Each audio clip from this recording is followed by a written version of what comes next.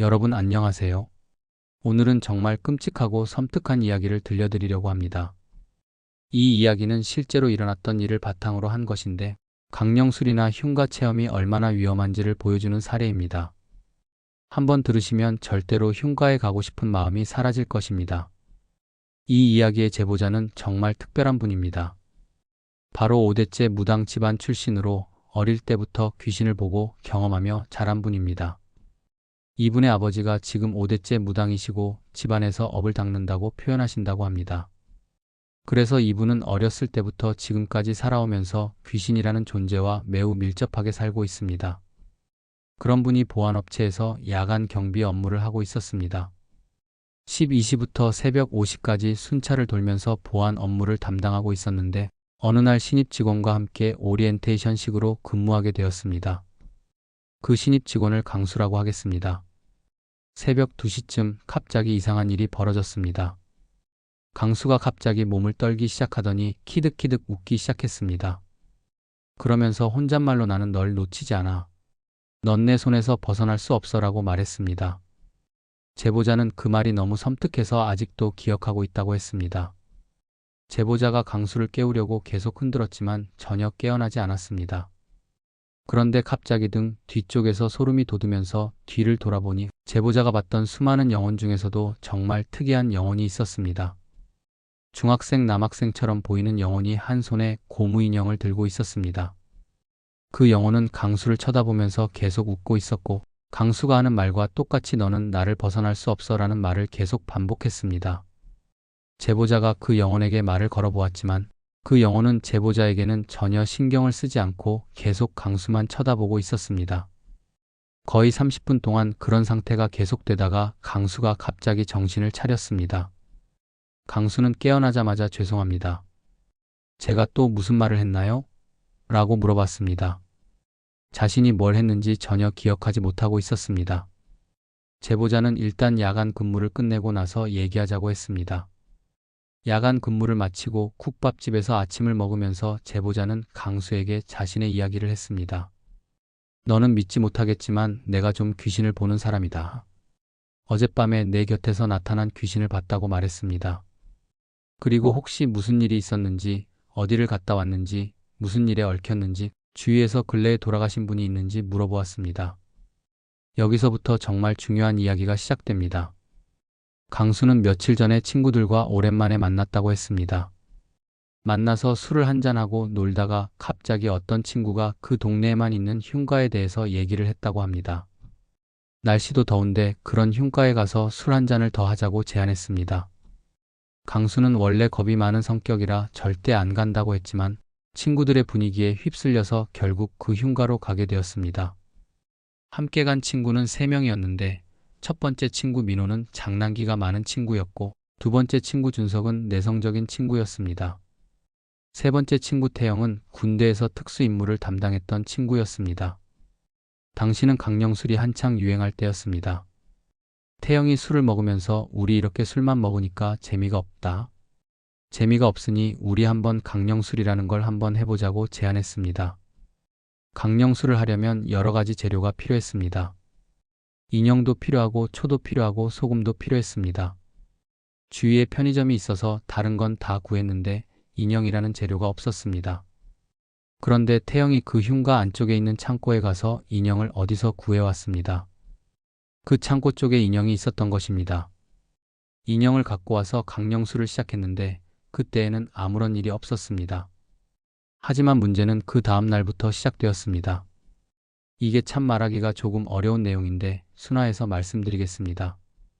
민호는 공장에서 일을 하고 있었는데 프레스를 조작하는 공장이었습니다.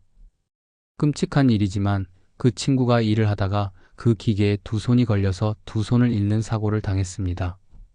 준석은 요식업을 하던 친구였는데 주방에서 재료 손질도 하고 손님들 맞을 준비를 하다가 주방에 있던 가스가 새어나와서 폭발 사고를 당해서 온몸에 화상을 입었습니다. 태영은 조금 안타깝게도 어느 마트에서 보안 일을 하고 있었는데 야간 근무를 하다가 다음날 심장마비로 사망한 채로 발견되었습니다. 제보자는 단순히 강령술이라는 걸 해서 영혼이 와서 이렇게 해코지를 한다고 이해가 안 갔습니다. 제보자도 영혼과 많이 밀접하게 살면서 어떤 분이 빙의가 걸리는 걸 자주 봤는데 빙의로 인해서 사람이 다치고 심각하게 사망하는 사건이 발생할 수 있을까 의문을 가졌습니다. 제보자는 강수에게 다시 한번 물어보았습니다. 너희 그 강령술하기 전에 도대체 무슨 일을 했냐? 내가 생각하기에는 강령술이라는 자체로 인해서 너희가 이런 불행한 사건들을 겪을 수는 없는 거다. 계속 추궁하니까 정말 어이없는 반전이 있었습니다. 태영이 그 창고 쪽으로 갔을 때 민호와 준석도 같이 갔는데 그 창고 쪽에 책상이 있었고 그 책상 위에 어떤 여학생의 사진과 그 여학생이 썼을 만한 일기장 그리고 인형이 있었습니다. 그런데 이 친구들이 술 먹은 기운으로 무슨 객기를 부렸는지 인형 이외에 그 사진과 그 일기장을 라이터로 불을 태운 것입니다. 불을 태우고 그 불을 꺼야 하는데 정말 경악할 만한 일이지만 그것을 소변으로 불을 끈 것입니다. 불을 끄면서 태영은 이렇게 외쳤습니다. 귀신이라는 존재가 있으면 내가 이렇게 했으니 어서 내 눈앞에 나타나 봐라. 내가 이런 짓을 가져갈 테니 귀신이라는 게 있으면 내 눈앞에 나타나 봐라. 이렇게 소리 지르면서 그런 일을 벌인 것입니다. 이것은 단순한 강령술이 아니라 명백한 도발 행위였습니다. 특히 그 여학생의 유품을 불태우고 모독한 행위는 영적으로 매우 위험한 일이었습니다. 제보자는 강수에게 물어보았습니다. 그러면 이제 그 친구 3명은 사고를 당했고 이제 2번째인 것 같은데 혹시 너 무당이나 이런 분들을 찾아가 본 적 있냐? 강수도 뭔가 느꼈는지 어머니가 소개해준 무당분을 찾아갔습니다. 그 무당분이 강수를 보자마자 자기는 절대 이거를 할 수가 없다. 이거는 귀신이 문제가 아니라 이 귀신이라는 존재가 악귀로 변했고 이 악귀가 너네가 했던 행동으로 인해 거의 악신으로 변했다고 말했습니다. 그 무당은 계속해서 설명했습니다. 이게 악귀라는 단계가 일단은 그 유품을 가져갔잖아요. 그리고 거기서 오랫동안 머물러 있었고 그 창고 쪽에 무슨 사연이 있었던 건지 모르겠지만 거기에 있던 영혼은 거의 악귀, 원한 이런 게 있었던 존재인데 너희가 그런 행동을 함으로써 이제는 그 강령술이라는 걸 하면 주위에 영혼들이 모여요. 자연스럽게 영혼들이 모이는데 이 악귀가 너희한테 복수를 하기 위해 주위에 모여있는 영혼들을 다 먹었다는 거예요. 먹고 나서 이젠 악신급으로 돼서 내가 모시는 신령님도 내 뒤에 있는 저 악신을 어떻게 감당할 수가 없다. 이거를 감당하려면 거의 모험만신 수준의 분들이 있어야 되는데 아마 그 만신 분께서도 너를 내칠 것이다. 이거는 도저히 해결을 할 수가 없다. 뭐 구스로든 뭐 부적이든 아무런 행위가 먹히지 않는다. 강수 어머니는 이 말을 듣고 자신이 다니던 절에 가서 주지스님께 이런 말을 드렸습니다. 주지스님도 이게 참 난감해 하시면서 강수 어머님, 이거는 순리적으로 될 수밖에 없습니다. 저희가 아무리 부처님께 자비를 구하고 부처님께 말씀을 드려도 지금 강수 뒤에 있는 저 존재는 저희도 어쩔 수 없이 막을 수가 없습니다. 아마 이 일은 순리적으로 진행이 될 것입니다. 순리적이라는 게 지금 악신이 강수를 마지막 목표로 삼고 있다는 뜻이었습니다. 그러면 이 악신이 강수를 어떻게 할 것인지 무당분이나 주지스님이나 이 악신이 행하는 일을 막을 수 없다는 것이었습니다. 정말 그 말을 듣고 강수는 하늘이 무너지는 기분이 들어서 모든 걸 자포자기하려고 했지만 그래도 생활이 있고 돈을 벌어야 되기 때문에 제보자의 회사에 취직을 해서 일을 시작하게 되었습니다. 어느 순간 밤마다 그 귀신한테 빙의되는 순간이 있었던 것 같습니다. 집에서도 그랬고 자기가 근무하면서도 이런 일이 일어날 줄 몰랐던 것입니다. 제보자와 강수는 총 3일을 야간 근무를 하게 되었습니다. 그동안 정말 이상한 일들이 계속 벌어졌습니다. 강수가 순찰할 순번이 되어서 순찰하러 나가면 무전기에서 계속 잡음이 걸렸습니다. 잡음이 걸리면서 그 친구가 혼자 하는 말이 그 무전기에서 계속 들렸습니다. 제보자만 듣는 게 아니라 그 무전기가 현장의 모든 초소에서 연결되어 있는 채널이 있었는데 그 채널로 강수가 하는 혼잣말과 함께 잡음이 계속 들렸습니다. 그러고 나서 제보자한테 계속 전화가 왔습니다. 아니 지금 강수 어디냐? 왜 무전기에서 왜 강수가 하는 소리가 들리고 왜 자꾸 무전기가 잡음이 걸리냐? 채널을 바꿔보자고 해서 무전기에서 채널을 바꿀 수 있는 기능이 있어서 다시 채널을 다 같이 변경해서 맞춰놓고 해도 강수가 순찰에 나갔으니까 아직 안 들어와서 그 채널을 모르는데도 계속 잡음하고 강수의 목소리가 들렸습니다. 더 이상한 일도 있었습니다. 현장에 CCTV가 모두 설치되어 있어서 관제센터에서 그 CCTV를 다 볼 수 있었는데 한순간 새벽 2시에 그 CCTV가 다 꺼진 것입니다. 전기 정전되듯이 카메라가 순간적으로 꺼졌는데 정확히 시간을 기억하면 새벽 2시였습니다. 새벽 2시에 그 CCTV가 다 꺼졌다가 5분 뒤에 다시 재부팅이 되듯이 켜진 것입니다. 그 시간대가 뭐냐면 그때도 강수가 순찰 당번일 때였습니다. 야간 근무하면서 한 명씩 순찰을 하는데 꼭 강수가 순찰하러 나갈 때 무전기에서 현상이 일어났고 그 다음에 CCTV가 꺼졌습니다. 이런 일들이 빈번하게 일어났습니다. 본사에서도 다음날 주간 근무 때 나와서 CCTV가 꺼진 거는 정말 큰 일이었습니다.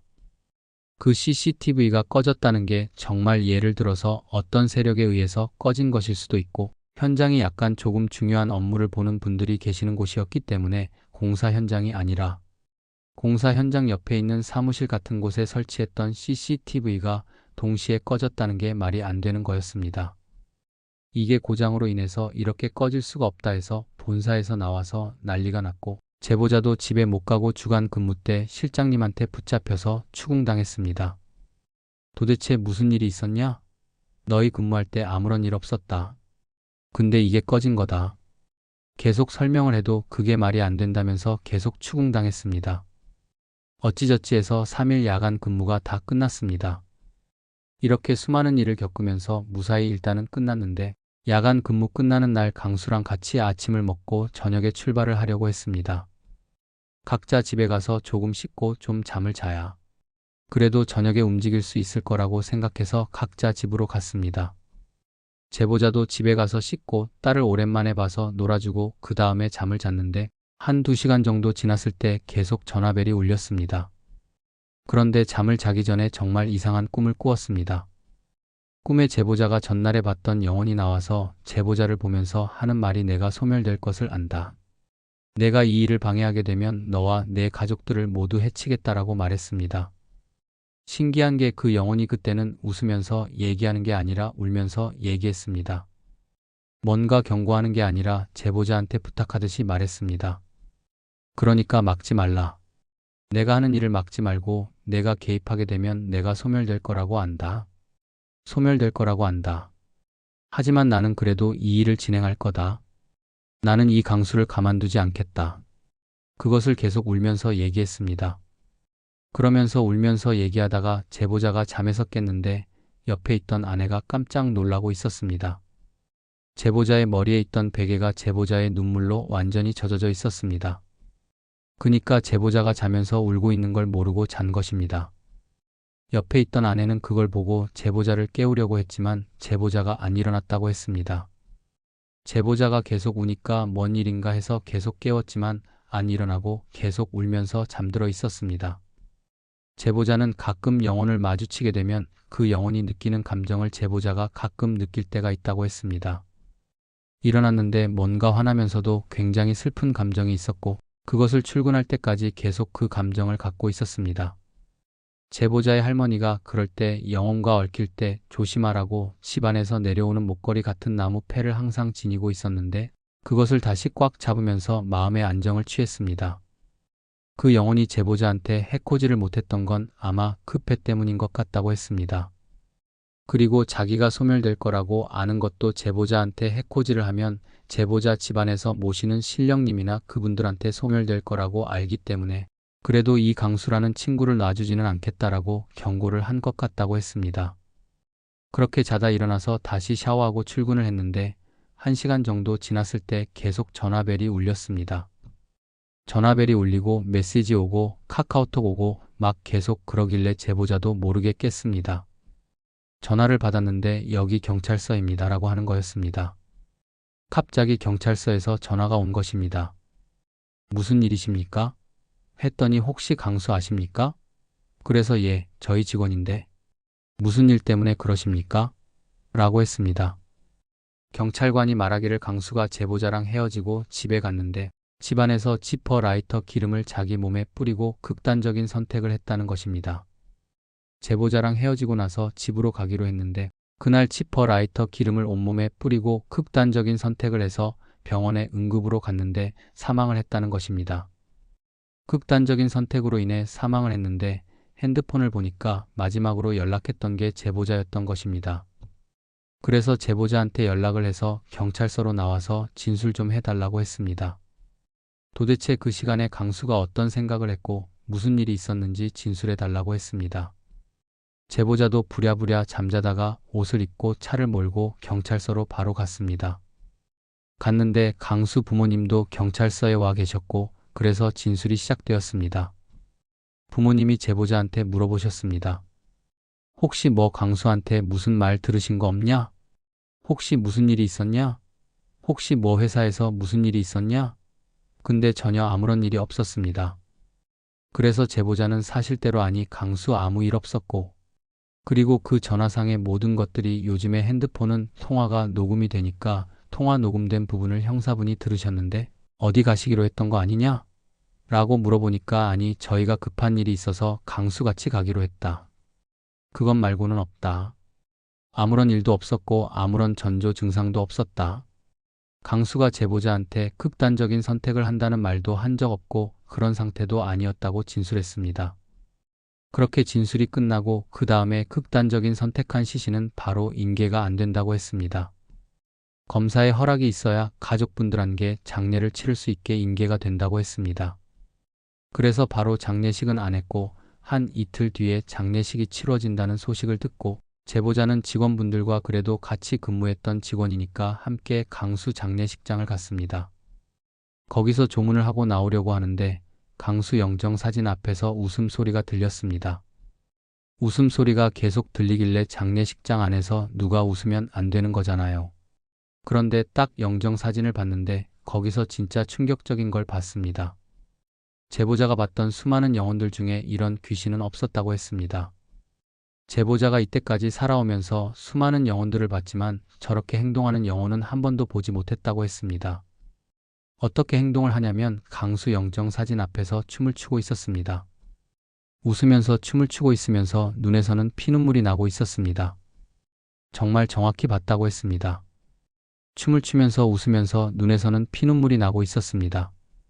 그리고 계속 강수 장례식장이니까 상주가 어머님 아버님이었는데 그 영혼이 강수의 어머님 아버님을 보기 시작했습니다. 강수는 어찌 보면 강령수를 했던 당사자들은 어찌 됐든 간에 돌아가신 분들도 있고 씻을 수 없는 사고를 당했던 분들 다 당사자들은 일을 당했으니까 제보자는 모두 끝났다고 생각했습니다. 근데 그렇게 춤을 추다가 갑자기 이젠 강수 어머님 아버님을 쳐다보는 것입니다.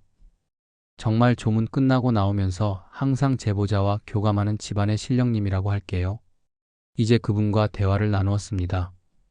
나와서 흡연장을 가서 담배를 피면서 제보자 혼자 있었는데 그래서 제보자가 마음속에 신령님께 여쭤봤습니다. 이런 경우가 있냐? 했더니 이거는 어느 무당분이나 어떤 신령님이 이건 막을 수가 없다. 왜냐면 영혼들이 저주를 걸었다. 그 저주가 아니라 저주를 건 거예요. 그러니까 산 사람이 산 사람에게 저주를 거는 게 맞지만 이 경우에는 귀신이 산 사람에게 저주를 거는 거죠. 그러니까 너는 더 이상 엮이지 말고 여기까지다. 만약에 내가 저분들이 불쌍하다고 해서 저분들한테 달려가서 내가 이 상황에 개입을 하게 되면 너도 다칠 것이며 너희 가족들도 다치고 모든 분들이 다친다는 거죠. 그러니까 제보자 집안이 5대째 무당 집안이고 그래도 신령님들께 항상 대접해드리고 제사를 지내고 그랬던 집안인데 제보자가 이 일에 개입하게 되면 모든 가족이 위험에 빠진다는 거죠. 제보자는 그렇게 생각했던 적이 없었다고 했습니다. 영혼과 마주치면서 저 영혼이 제보자를 해코지할 수 있다는 생각을 한 번도 해본 적이 없었는데 제보자 안에 있던 신령님이 그렇게 말씀을 하시니 겁이 났다고 했습니다. 그래서 일단 그렇게 해서 이번 일은 강수가 극단적인 선택을 한 것으로 이 사건은 마무리가 되었습니다. 하지만 비극은 거기서 끝나지 않았습니다. 그 후에 들은 말이 있었습니다. 민호와 준석은 그때 다쳐서 일단은 목숨을 건졌었습니다. 근데 민호와 준석은 그 후에 태영과 강수가 어찌됐든 간에 하늘나라로 갔다는 소식을 듣고 충격과 정신적 고통으로 정신병원 폐쇄병동으로 들어갔다고 했습니다. 들어갔는데 거기서 또 그 두 사람이 극단적인 선택을 했다고 했습니다. 그 다음에 그 주위에 있던 가족분들이 있잖아요. 강수의 아버님은 건설업에서 일하시던 분인데 중장비를 하시던 분이었는데 사고를 당하셔서 두 다리를 잃으셨고 어머님은 교통사고로 크게 다치셔서 식물인간이 되셨다고 했습니다. 그 다음에 민호, 준석, 태영 친구 부모님들도 크게 다치셨다고 했습니다. 그들이 심각한 장애를 입으신 것입니다. 그래서 제보자가 이번에 이런 일을 겪으면서 여러분들이나 다른 분들이 요즘에 강령술이나 이런 강령술을 단순하게 생각하시는데 화해 뭐 재미거리로 생각하시는데 제보자가 이번 일을 겪으면서 정말 자칫 잘못하면 자기 본인만 다치는 게 아니라 가족들까지 다칠 수 있으니 제발 자제해 주시고 그리고 또 하나 말씀드리고 싶은 게 흉가를 가게 되시는데요. 흉가를 안 가는 게 더 좋겠지만 혹여나 가게 되더라도 거기에 있는 물건을 절대로 먼지 한 털이라도 건드리시면 안 됩니다. 왜냐면 거기에 어떤 귀신의 기운이 서려 있고 어떤 귀신의 원한이 서려 있을 수도 있기 때문에 절대로 건드리시면 안 되고 그 다음에 뭐 나는 귀신을 안 믿으니까 귀신아 나와봐. 막 이런 식으로 소리 지르거나 이런 거를 하게 된다면 정말 안 될 것 같다고 했습니다. 많은 분들이 흉가에 가게 되시면 그런 거 한 번쯤은 해보시잖아요. 나는 귀신 안 믿어 뭐 예를 들어서 흉가에서는 거울을 깨뜨리거나 아니면 뭐 나무 문을 발로 차거나 이런 행위를 하시면서 나는 귀신 안 믿어. 귀신이 어디 있어? 이 세상에 있으면 나와봐. 나와서 내 앞에 나타나봐. 이런 식으로 하시는 분들이 꼭 있습니다. 근데 그때 당시에는 아무 일 없을지 모르지만 그 다음부터가 문제입니다. 그러니까 여러분들은 혹여나 강령술이나 강령술을 하시더라도 장난으로 그리고 혹은 흉가를 가셔도 거기에 있는 물건을 건드리지 말자. 그리고 귀신을 도발하는 행동은 절대 하지 말자고 꼭 유념해 주셨으면 좋겠다고 제보자가 말씀하셨습니다. 이 이야기에서 가장 중요한 교훈은 바로 영적인 존재들에 대한 경외심입니다. 강령술이나 나홀로 숨바꼭질은 단순한 놀이가 아닙니다. 이것은 영적인 세계와 소통을 시도하는 매우 위험한 행위입니다. 특히 이 사건에서 친구들이 저지른 행위는 단순한 강령술을 넘어선 것이었습니다. 고인의 유품을 불태우고 모독하는 행위는 영적으로 매우 심각한 죄악이었습니다. 그것도 모자라서 소변으로 불을 끄고 도발적인 말까지 한 것은 그 영혼에게 복수할 명분을 제공한 것입니다. 제보자의 아버지도 무당을 하시면서 이런 일을 한 번도 겪어보지 못하셨다고 했습니다. 왜냐하면 한 사람이 산 사람을 저주할 수는 있지만 귀신은 이미 사람이 아니기 때문입니다. 사람이 죽어서 영이 된 건데 무슨 감정이 있겠냐는 것입니다. 미워서 저 사람을 해칠 수 있다 이런 건 아니거든요. 근데 제보자도 아버님께 여쭤보고 아버님은 참 이게 이상한 일이라고 하셨습니다. 아버님도 겪어보지 못하셨다고 했습니다. 무당을 하시면서 이런 일을 한 번도 겪어보지 못하셨다고 했습니다. 그만큼 이게 진짜 있을 수 없는 일이라고 했습니다. 아버님이 그냥 좀 이런 느낌 같다고 했습니다. 그냥 그 자리에서 수십 년간 기다리다가 어느 하나만 걸려라. 하나만 걸려라 이러고 있었던 것 같다고 했습니다. 제보자도 그렇게 생각한다고 했습니다. 근데 하나가 걸렸는데 이게 또 도발적인 행동을 하니까 그리고 그 일기장과 사진은 그 중학생 남학생 영혼의 여동생이었다고 했습니다. 제보자가 꿈에서 봤는데 그 여동생이 조금 아파서 돌아가셨던 것 같다고 했습니다. 그 동생의 유품을 친구들이 불태우고 또 그런 끔찍한 행동을 했으니 가뜩이나 원한을 갖고 있던 악기였는데 거기다 불을 붙인 거죠. 이거는 어떻게 생각하냐면 하나만 걸려라 걸려라 기다리고 있었는데 마침 그런 행동을 하는 사람들이 왔고 그리고 심지어 절대 또 태우면 안 되고 훼손하면 안 되는 물건까지 태웠다는 것입니다. 그러면 오케이, 원래는 못 나와요. 근데 명분이 된 거죠. 명분이 생겼어 하면서 이제 공격을 하는 것입니다. 무조건 명분이 있어야 나와서 사람을 해하거나 공격을 할 수 있다는 것입니다. 제보자가 이때까지 느낀 거는 그럴 수 있다라고 생각한다고 했습니다. 제보자가 예전에 젊었을 때 그 흉가나 이런데 아내분과 가끔 갔던 적이 있었는데 그때 함께 간 분 중에 약간 도발적인 행동을 하신 분이 있었다고 했습니다. 거기서 화분을 깨거나 거울을 깨거나 그런 행동까지 하셨는데 제보자하고 아내도 약간 영혼을 본다고 했습니다. 그래서 제보자랑 아내가 정확히 봤는데 그런 명분을 줬잖아요. 그런 행동을 했잖아요. 영혼들이 붙어서 나오더라고 했습니다. 정확히 봤다고 했습니다. 붙어서 나오더라고 했습니다. 이거 명분이 있네, 확실히 그런 것 같다고 했습니다. 이유를 만들어주면 따라와도 되나 보다. 그러니까 거기서 아무런 행동을 안 했으면 그 영혼들이 그분들한테 아무런 해를 끼칠 필요가 없잖아요. 근데 거기서 예를 들어서 영혼에 대한 도발을 한다거나 그런 행동을 하게 되면 영혼도 화가 나잖아요. 갑자기 내가 여기서 오랫동안 머물고 원한이 있어서 여기 이 자리를 벗어나지 못하는데 여기가 내 구역인데 여기에 와서 도발까지 한다. 그럼 나도 너를 가만두지 않겠다. 이런 마음으로 아마 붙어서 가는 것 같다고 했습니다. 제보자는 진짜 가면 안 된다고 했습니다. 흉가도 가면 안 되고 강령술도 하시면 안 된다고 했습니다. 제발 좀 그러셨으면 좋겠고 호기심이 목숨을 재촉하는 일이 간혹 발생한다고 했습니다. 그래서 나는 이거 했는데 뭐 아무렇지 않은데 그럴 수 있어요. 드물기 때문에 이런 일들은. 근데 드물기 때문에 잘못 걸렸을 때는 이 이야기처럼 될 수 있다는 거죠. 제보자도 정말 이번에 많이 느꼈다고 했습니다. 이게 이렇게 해도 되는구나. 영혼이 아무리 화가 나도 이제까지는 제가 빙의되거나 뭐 혹여 다치거나 이런 경우는 많이 봤는데 이건 무슨 거의 저주 수준이잖아요. 영혼이 저주를 말리겠다라는 정말 그런 저주를 품고 근데 아직도 그런 게 이루어지는지는 모르겠다고 했습니다. 근데 이게 지금 이 일이 일어난 게 6년 전이라고 했습니다.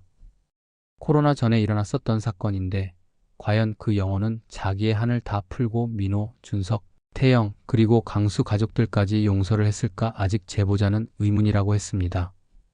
그게 소름 돋는다고 했습니다. 마지막에 다 그렇게 웃고 막 뭐 조롱했는데 그 영정 앞에서 근데 갑자기 부모님을 쳐다봤다 그랬잖아요. 그렇죠. 그니까 다음은 너네야 이렇게 되는 것 같아서 제보자도 그렇게 느꼈다고 했습니다. 그러니까 그분들 쳐다볼 때는 웃음기가 없었다고 했습니다. 그래서 나오면서 많은 소름이 돋았고 제보자도 안타까웠지만 뭐라도 하려고 했지만 관여하지 말라고 했으니까 어떻게 말씀드릴 수도 없었다고 했습니다. 오늘 이 이야기를 통해서 여러분들께 꼭 당부드리고 싶은 것이 있습니다. 첫째, 절대로 흉가에 가지 마십시오. 특히 밤에 가는 것은 더욱 위험합니다. 둘째, 강령술이나 나홀로 숨바꼭질 같은 영적 놀이를 절대 하지 마십시오. 이것들은 단순한 놀이가 아니라 영적 세계와 소통을 시도하는 매우 위험한 행위입니다. 셋째, 만약 어쩔 수 없이 그런 곳에 가게 되더라도 절대로 그곳에 있는 물건을 건드리지 마십시오. 특히 개인 유품이나 사진, 일기장 같은 것들은 더욱 주의해야 합니다. 넷째, 귀신을 도발하는 행동을 절대 하지 마십시오. 귀신이 있으면 나와 봐라는 식의 말이나 물건을 깨뜨리는 행동은 매우 위험합니다. 다섯째, 이런 행동들은 자신만 위험에 빠뜨리는 게 아니라 가족과 주변 사람들까지 위험에 빠뜨릴 수 있다는 것을 명심하십시오. 이 사건은 단순한 호기심이 얼마나 끔찍한 결과를 가져올 수 있는지를 보여주는 사례입니다. 영적인 세계는 우리가 생각하는 것보다 훨씬 복잡하고 위험한 영역입니다. 그리고 한번 잘못 건드리면 되돌릴 수 없는 일들이 벌어질 수 있습니다. 이 사건의 피해자들처럼 말입니다. 무당이나 주지 스님조차 어쩔 수 없다고 한 상황이 벌어질 수 있는 것입니다. 여러분, 호기심은 좋은 것이지만 때로는 그 호기심이 돌이킬 수 없는 결과를 가져올 수 있습니다. 특히 영적인 영역에서의 무분별한 호기심은 정말 위험합니다. 이 이야기가 여러분에게 좋은 교훈이 되기를 바라며 절대로 이런 위험한 행동을 하지 않으시길 당부드립니다. 여러분과 여러분의 가족들의 안전을 위해서 말입니다. 오늘 이야기는 여기서 마치겠습니다. 들어주셔서 감사합니다. 구독, 좋아요, 알림 설정은 큰 힘이 됩니다.